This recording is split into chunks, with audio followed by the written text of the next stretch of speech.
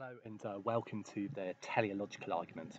The teleological argument was first even forwarded by Thomas Aquinas in the 13th century.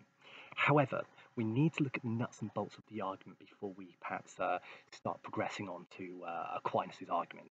The teleological argument it comes from the word telos, which is Greek for end or end purpose. And this is because we are very much looking at, if you will, the end purpose of creation. What, in other words, why does it exist? Does it look, for example, like things that we've almost in no form of intellect or consciousness even, yet it can perfectly fulfill its telos, its purpose? Are there things like that? I mean, Aquinas would argue yes, of course, because he's endeavouring to prove the existence of God, and this therefore directly points to the fact that there must be a God, a driving force, if you like. I'm going like an archer, but we'll get to that in a moment.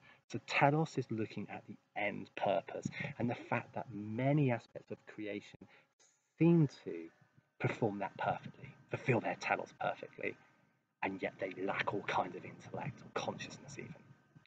So that's how it comes from the word telos. Because we're looking at, again, matter in order to perhaps endeavour to prove God's existence, it's a posteriori in nature, also worth mentioning. Now, St. Thomas Aquinas, let's get straight to the nuts and bolts of his argument, presents something called the fifth way. The fifth way is as follows, and it's called design qua argument, that the universe has direction and a goal that enabled, and it's enabled by God. And he would say, as I say, there is so many apparent, for example, evidence of this, that there must be a God, simply as what we've said already, that things are essentially quite stupid and thick fulfill their purpose perfectly.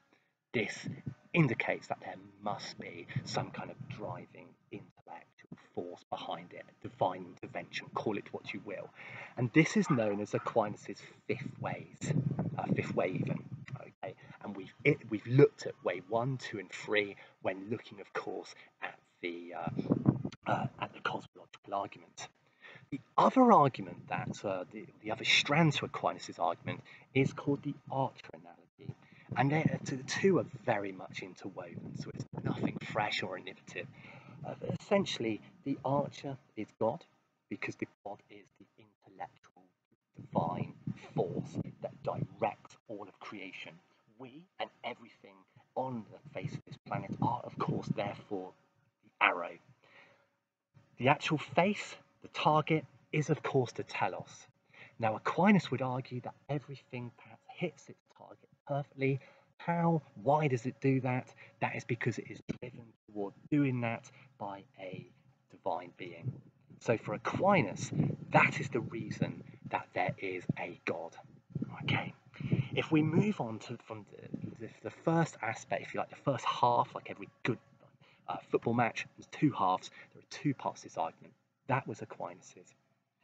The next argument is forwarded by William Paley. And Paley illustrates, gives us a little bit of a story of two journeymen, and one of them finds a rock and says, to the other, to his fellow traveller, and he's like, where do you reckon this rock's come from? Now, that individual can just say, well, it doesn't really have any apparent evidence of purpose, order, and design. Maybe it's just always been there. That's quite a plausible argument. He then finds a watch. What about this? Where do you think this has come from? Now, if he was to give the same argument, oh, it's just always been there, now that obviously is rather implausible. It's the watch quite clearly has too much evidence of purpose, order, and design to have just morphed out of the ground, just from fluke. It must therefore need an intelligent designer, i.e. a watchmaker, and that would be perhaps a logical response to give. You would have to acknowledge, given the fact it has purpose, it tells the time, that it fulfills its telos well, it has order, the mechanisms in the watch, it has a design, i.e. it might be a round face, leather band, whatever, metal strap, whatever. It points towards there being some kind of designer and some kind of creator ultimately.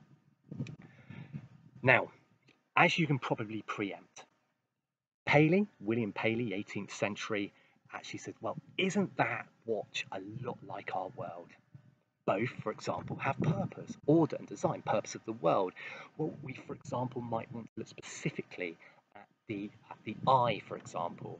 It is designed in such a way and structured in such a way that it enables us to see, i.e. it's telos. That is, it's created just like the watch with such intricacy, so detailed and complex, that therefore it just must have a designer, according to Paley. So you can see that the world itself, you could argue, has purpose and that it perfectly sustains life. The world has order, it has design. For example, the order in the way in which the brain is cushioned within the head of a woodpecker. If you and I were to start banging our noses or mouths against a tree, we would probably end up with a near fatal kind of problem with our brain, or at least some neurological problems. So we're not designed in that way, but a woodpecker is designed perfectly to fulfill its telos. So you can see the argument that Paley presents, the argument based on design. And it fulfills, or creatures fulfill their purpose with such regularity as well. It's not a fluke, qua regularity. It's not a fluke. It happens time after time. It perhaps points quite strongly, according to Paley, that there must be a God. Okay. Arguments against this argument come from David Hume, primarily. And he says that why does the creator have to be the god of classical theism? Yes, there may be a prime mover at best, but it doesn't have to be this all-loving, all-knowing, or powerful god. The other argument that he presents is, still looking at this monotheistic god, why does it have to be exactly that, one god? Why not, if you're going to have people creating such a variety of things, why not have a whole team? So he's trying to perhaps obviously undermine the whole notion of the Christian God. He believes the analogy is weak. You cannot compare an organic and natural world to a very mechanical watch. That the analogy fails to perhaps deliver what Paley is hoping to deliver. In fact, the only thing you can compare a world to is, of course, another world. Okay?